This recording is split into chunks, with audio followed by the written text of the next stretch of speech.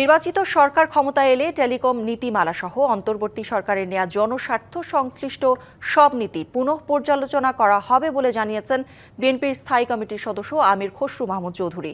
আর telecom খাতের ব্যবসায়ীদের অভিযোগ, নীতিমালা সংস্কারের নামে অন্তর্বর্তী সরকার দেশের টেলিকম নিরাপত্তাকে ঝুঁকিতে ফেলছে। দেশের টেলিকম খাতে গুটি কয়েক প্রতিষ্ঠানের একক আধিপত্য দূর করে প্রতিযোগিতা নিশ্চিত করতে নীতিমালা সংস্কারের উদ্যোগ নিয়েছে অন্তর্বর্তী সরকার। শনিবার রাজধানীর একটি হোটেলে telecom and technology reporters network আয়োজিত এক আলোচনা সভায় এ নিয়ে কথা বলেন বক্তারা।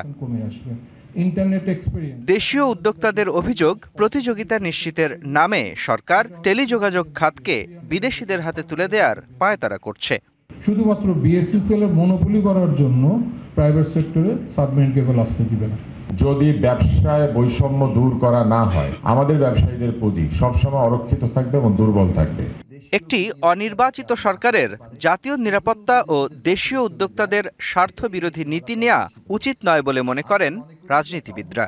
রক্তস্নাত অভ্যুত্থানের উপর দাঁড়িয়ে থাকা এই সরকার বাংলাদেশের যে ব্যবসা বাণিজ্য সেটা বিদেশিদের তুলে দেওয়ার জন্য তারা দায়িত্বপ্রাপ্ত হয়েছেন।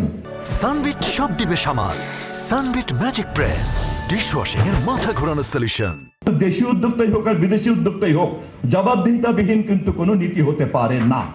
অংশীজনদের বিরোধিতা আছে এমন জাতীয় নিরাপত্তার বিষয়ে সিদ্ধান্ত না নিয়ে তা নির্বাচিত সরকারের বিবেচনার জন্য রেখে দেওয়ার অনুরোধ করেন বিএনপির স্থায়ী কমিটির সদস্য।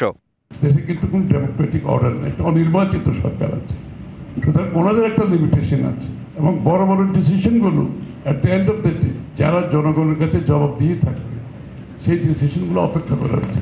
জনপ্রতিনিধিদের সরকার ক্ষমতায় এলে কেবল টেলিকম নীতিমালাই নয়, জনস্বার্থ সংশ্লিষ্ট সব সিদ্ধান্ত পুনঃপর্যালোচনা করার কথাও জানান তিনি। এই বিষয়গুলো রিভিউ করা দরকার, যারা নির্বাচিত হবে সেই দায়িত্ব তারা পালন করবে।